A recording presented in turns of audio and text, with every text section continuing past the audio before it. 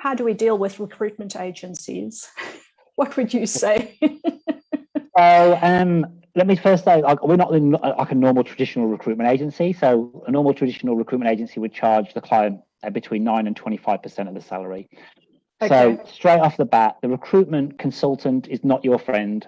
They have, unfortunately, well, they might feel like it, and yes, they might because you placed, they might find you a job, and so if you think that they might speak to 100 people for one job, and they've only got one job to offer, so that one person becomes their friend. The rest of them are not their friend. I've worked for those recruitment consultants before. And to give you an idea, in Australian dollars, I used to have a target of about $210,000 per quarter. Mm-hmm. So I don't have time to sit there and speak to you and go, oh, yeah, hi, mate, how you doing? Well, how's the job? And you go, all I'm doing is looking for that right person and moving through them as quickly as I can, because if I don't hit my target, I can lose my job. Right. So you've got to play them at their own game that way. You've got to understand that they are not going to be calling you to see how you are, and they're not going to call you if they've got a little bit of a job. It's going to be, you've got to treat them as what they're there for. You've got to befriend them, you've got to befriend them, you've got to make sure that you're always in front of their eye line. So pick 2 recruitment agencies and only stick with them. Don't tell them about each other. You're going to stick with 2. You obviously do a bit of research. Ideally, if you can find a recruitment agency that deals with the industry you want to work in and only deals with that, then specialists, rather than someone who deals with everything.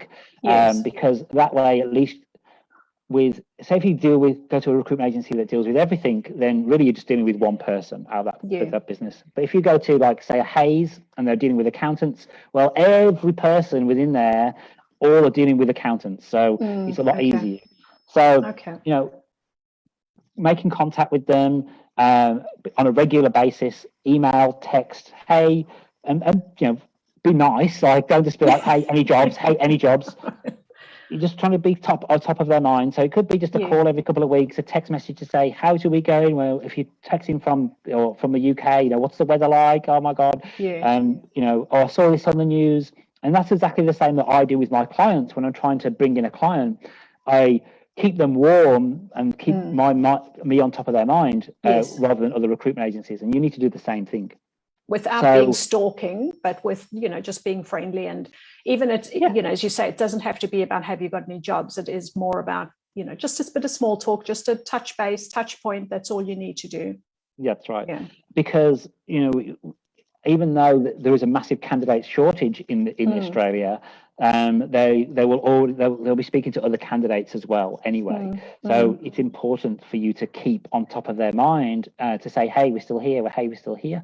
And it's just, that's the best way to deal with recruitment agencies. But just remember that their end game is to get commission from placing somebody, whether that's you or not. If they go, oh yeah, we'll keep you on file, that's the best one, we'll keep you on file if anything comes up, and that's fine. They're going to keep you on file, and yes, they're going to search their database, but there's no harm with you dropping a text message to them in 2 weeks time to go and say, hey, I just, wherever it might be, I saw the grand final of the AFL, looks great, whatever, because we like to talk recruiters, and they're going to want to come back to you, and you've just got to keep on top of their mind. That's all.